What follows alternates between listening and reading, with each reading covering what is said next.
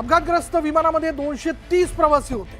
यामध्ये भारतीय किती होते बघा, भारतीय होते 169, ब्रिटिश होते 53 नागरिक, पोर्तुगीज होते 7, एक कॅनेडियन नागरिक होता। यामध्ये एकूण प्रौढ जर नागरिक बघितले तर त्याची संख्या होती 217, लहान मुलं होती 11 आणि नवजात बालक ही 2, एकूण 230 प्रवासी या विमानातनं प्रवास करत होते, ज्यापैकी 170 जणांचे मृतदेह हाती आल्याचं कळतंय।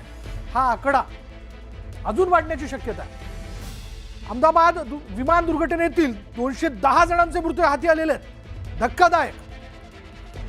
जेवढे प्रवासी या विमानातनं प्रवास करत होते त्यापैकी कोणी वाचेल याबद्दल शक्यता कमीच आहे असा अंदाज व्यक्त करण्यात येत होता आणि भीती व्यक्त करण्यात येत होती की प्रवाशांची संख्या म्हणजे मृतांची संख्या जी ती वाढू शकते। 170 वरनं आता आकडा जो आहे तो 210 वरती जाऊन पोहोचलेला आहे असं सूत्रांकडून आपल्याला कळतंय। विमान दुर्घटनेमध्ये कोणीही वाचू शकलेलं नाहीये असं सूत्र आपल्याला सांगतायत, पण आपण प्रार्थना करूयात की यामध्ये प्रवासी जे आहेत काही प्रवासी वाचले असावेत, पण तसं घडलेलं नाहीये, कारण ज्या पद्धतीने हे विमान कोसळलं आणि मोठा स्फोट झाला त्यावरनं यामध्ये कोणी वाचलं असण्याची शक्यता ही दुरापास्त आहे। 230 प्रवासी घेऊन हे विमान जे ते लंडनच्या दिशेने निघालेलं होतं। 4 दृश्य आपण बघतोय। हे विमान कोसळल्यानंतर आगीचे धुराचे लोट जे ते वरती उडताना दिसत होते। दुसरं दृश्य जर आपण बघितलं ज्यामध्ये आपण बघू शकतो 1:17 ला या विमानाने उड्डाण केलं। खरं तर 16 किलोमीटर अंतरापर्यंत हे विमान जे ते हवेत जाऊन एका म्हणजे उंचीवरती स्थिर होणं आवश्यक होतं, पण साधारण 600 फूट हे विमान जे ते वरती गेलं, पण त्यानंतर इंजिन पॉवर क्रिएट करत नव्हतं का अशी एक शक्यता जी आहे ती व्यक्त करण्यात येत होते। म्हणजे ज्या पद्धतीने विमान हवेत गेलं आणि त्यानंतर खाली जाऊन कोसळलं, हे लिफ्ट का होऊ शकलं नाही, त्याची नेमकी कारणं काय असावीत याचा सगळा शोध होईल। पण हे विमान जे आहे ते पुढे 16 किलोमीटर अंतरावरती जाऊन एक मेघानीनगर नावाचा भाग आहे अहमदाबाद मधला, त्या ठिकाणी जाऊन ते कोसळलं। यामध्ये अपघातग्रस्त विमानात 230 प्रवाशांपैकी भारतीय नागरिक होते 169, ब्रिटिश होते 53, पोर्तुगीज होते 7, एक कॅनेडियन नागरिक होता, प्रौढ होते 217, लहान मुलं होती 11, नवजात बालक जे त्यामध्ये 2 जण असल्याची कळते, 2 लहान मुलं असल्याची माहिती आपल्याला मिळते। एकूण 230 प्रवासी आहेत ते या विमानातनं प्रवास करत होते। यापैकी कोणी वाचलं असावं याची शक्यता कमीच आहे आणि आता जो आकडा आपल्या हाती आलेला आहे 230 प्रवाशांपैकी 210 जणांचे मृतदेह हाती आले।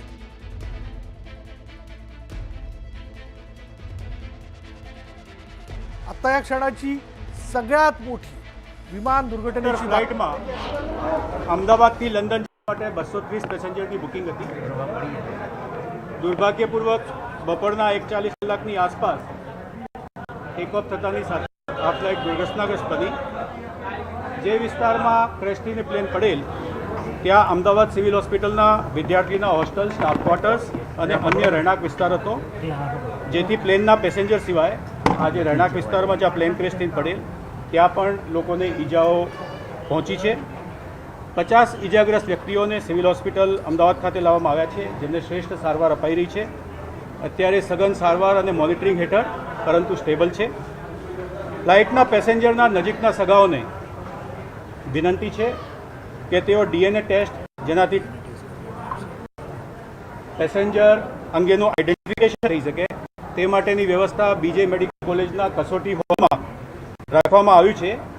ત્યાં પેસેન્જરના નજીકના સગાઓ જેમાં માતા પિતા અથવા એમના બાળકો આવે છે તેઓને વિનંતી છે કે તેઓ સેમ્પલ આપે, જેથી ક્રેશમાં મૃત્યુ પામેલ વ્યક્તિઓની ઓળખ થઈ શકે।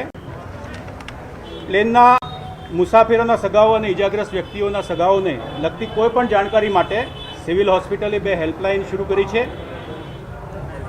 63 57 37 38 31 અને બીજો નંબર છે 63 57 37 38 41। આ નંબર ઉપર માહિતી માટે સંપર્ક કરી શકાય છે। આ સિવાય પ્લેન ક્રેશના વિક્ટિમના સગાઓ માટે મેડિકલ કોલેજ બિલ્ડિંગમાં કસોટી